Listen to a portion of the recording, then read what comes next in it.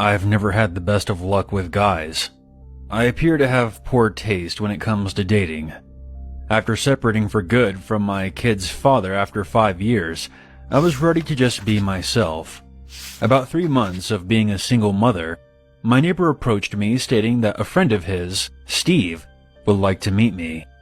It didn't take long before he charmed his way into my life.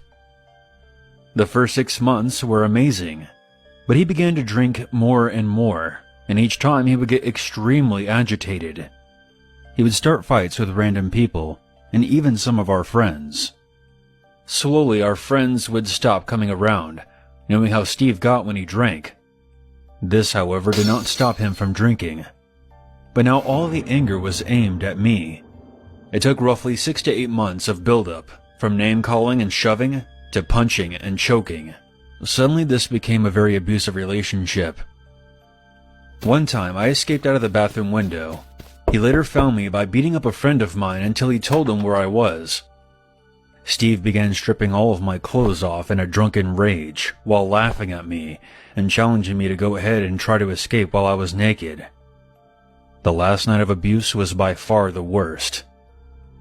Before Steve started drinking that night, I told him that my son, 3 years old, was not feeling very well, and I was going to stay with him as he fell asleep. My plan was to spend the night with my son. At around 2:30 in the morning, I heard the bedroom door open.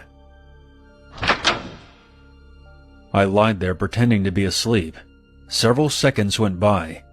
I held my breath as tears began to form in my eyes, when I suddenly felt his hand on top of my head. He grabbed my hair and yanked me out of bed, whispering in my ear, "I know you're avoiding me." Once in the living room, he threw me on the floor, then accused me of trying to leave him and demanded to know why.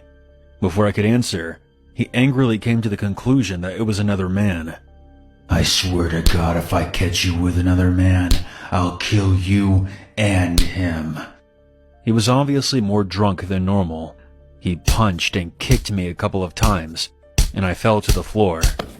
I started to crawl to my son's room, and he slowly came from behind me, asking, "Where do you think you're going?" He then walked in front of me, kneeled down, and said, "You stay right there or I'm gonna hurt you real bad." He then sat on the couch and watched me as I sobbed on the floor. After about 30 minutes, it appeared that he passed out on the couch. I decided that this was my chance to escape. I put on an oversized shirt, picked up my son, and slowly crept by him. He suddenly woke up and grabbed my leg and said, "Where are you going?" I stammered out that I was going into the kitchen with my son to get him a drink. He then angrily replied, "Hurry up." As soon as I entered the kitchen, I ran out of the front door with no pants on, no shoes, and no purse. I carried my son all the way to the police station, which was thankfully only a few blocks away. After hours, the way the police station is set up is that you go into a room and press a button and talk to someone on the intercom. I ran in and put my back to the wall and pushed the button behind me as I slowly slid down into a sitting position while holding on to my son, waiting for Steve to burst through the door at any second. I remembered thinking if I was going to be beaten, at least it would be on camera. On the speaker I heard, "How can I help you?" All I could do was cry. I couldn't even get a word out of my mouth. I didn't know how to explain. 2 officers came out to assist me. A female officer took my son and got him some food, and I went with the male officer to make a report, and he gave me a blanket. After 15 minutes, I heard Steve screaming my name as they brought him down the hallway. I held my breath as if he knew I was behind the door. 30 minutes later, an officer came back with a sergeant.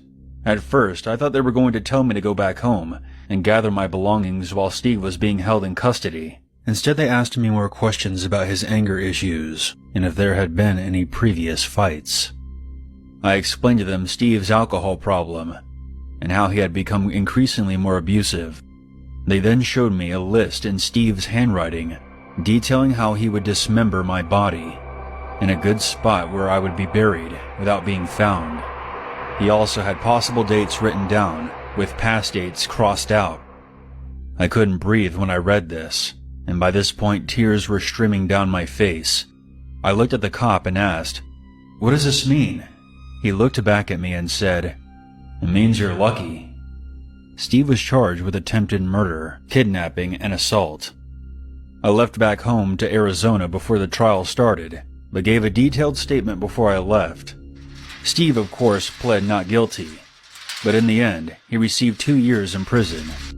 Just before I left for Arizona, I received a letter from Steve. It simply read, "It's not over."